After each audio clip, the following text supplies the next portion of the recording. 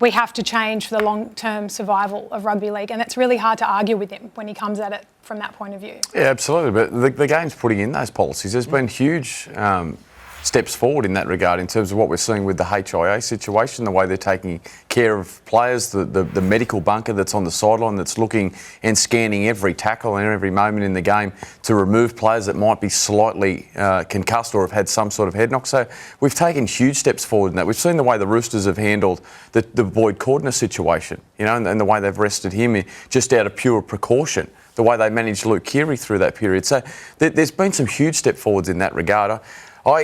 I, for me, think that I don't think people have a problem. I don't think there's any problem. I haven't heard a coach this weekend say that they liked what they saw from Josh Papali'i or what they liked from Tyrell Fuimaono or Herman Esse. They're send-offs. There's no problem with that. It's the Tyson Gamble situation on Friday night that was really poor. And then from that moment on, it's no surprise that we didn't see another one of those for the rest of the weekend. And Trent Robinson said in his press conference that he'll calm down everyone. It's not where it needs to be this weekend, but it will sort itself out. It started to sort itself out almost immediately because we saw that that improved the Tyson Gamble situation. The one that really got under my skin, and I agree with what Wayne Bennett said, is we've tried to speed up the game, and everyone was starting to comment and enjoy the product of the fatigue coming back in, the little man starting to be able to have an impact back in the game rather than just these big, powerful athletes with the amount of interchanges that we once had in the game. And all of a sudden, we started to see some brilliant attack. And then on Saturday night, we see a referee go back 3 plays later to stop for a Chad Townsend crusher tackle, and the whole crowd went silent. So what's going on here? This must be awful. And then everyone looked at the big screen and went, oh, please, come on. Gee, come on. That one like fair dinkum, because that is minimal, that one. Because at that moment, Blocker, the Cronulla Sharks had showed some bloody good ticker to fight back from 20-0 down, to wrestle momentum back into the game and to get on top of South Sydney.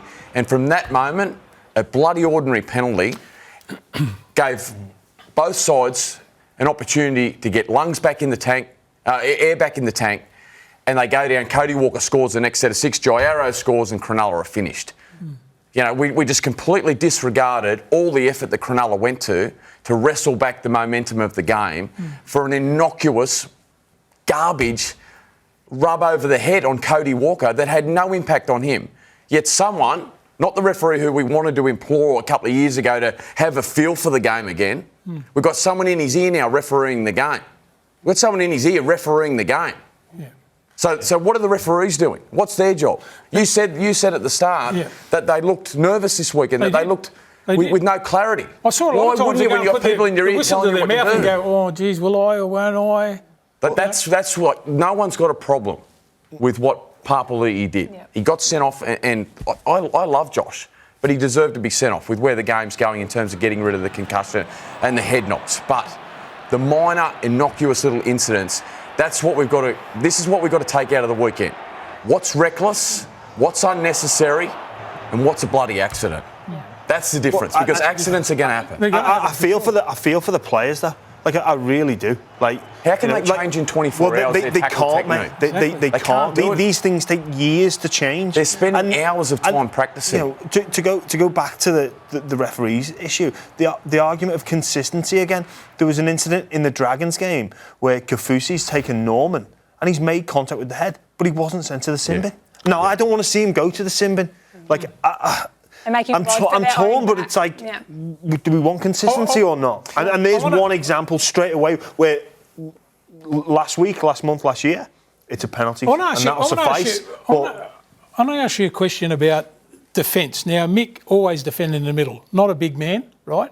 You're going to take on a Sofa Solomona, right? Yeah. And you're going to where do you tackle him? Now, they're saying now that you can't jump up and try and tackle that bloke. You've got to tackle him around the legs. Now, if you tackle blokes, those big blokes around the legs like that, it's not effective. There's no... I'll just get up and play the ball quicker and then just walk over the top of you. Yeah. Also, Blocker, mate, we've seen, actually, if you go low, the danger to you as the defender to be knocked out. We've seen Lachlan Lewis already he tried to tackle low. He was taken off. Victor Radley went low. So there's almost as well, as a defender, for self-preservation, you're preserving yourself by going up high. You go low, it's a natural instinct to protect yourself. You go low, you're more likely to endanger yourself from a concussion You yourself. look at Cameron Smith, and he defended over 400 games in the middle field.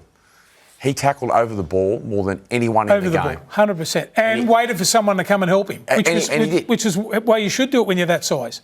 And he didn't go low, and he was able to manage the tackle, and very rarely did he ever get done for doing a high tackle. So there is still room. You know, we don't yes, we need to improve our target. There's no doubt about that. But that doesn't mean that you can't tackle over the ball and be effective. Yeah. It's not always reckless going over the footy. Back to the Tyson Gamble situation. I think if they go into that same position and do that 10 times, Tyson Gamble's desperation to try and save a try in the corner and the speed at which they were going at, like any time you're going for the corner with an opposition attacker and it's just you and him going for the corner, you're praying that he doesn't use footwork. And sometimes if he steps you and beats you back on the inside, the ability to be able to change your tackle in a split second, to think we can get that right every time is never going to happen. But does it deserve to be sent for 10 minutes? Well, no. Do you deserve to lose a significant period of the game without one of your key playmakers for an accident? Well, No, you don't. let's put it down to it, right? Friday night, the referees were going home. Yeah. If you're being upfront and honest, and I'm watching the game, and I watch them on the weekend, the second day was nowhere near as bad as it was in the first. So has someone got to him after the first night and gone, listen, mate, maybe we just give a little bit more leniency here? Yeah. You know? That's what it seems like. That's what it seemed like, to me anyway. And Peter V'landys did admit that some of the calls were tough on the first opening night of Magic Round, but confident, as Trent Robinson was, that it's going to settle down and they'll get the balance right. It's just such a shame that it was unfolding in front of our house at Magic The Round. timing was poor. We're always Yeah. going to... I've seen more concussions come from blokes hitting their heads on the ground and catching hips and knees and forearms, and which aren't deliberate. Yeah. Which you know, it's accident. Things are going to happen in our game. It's a collision sport.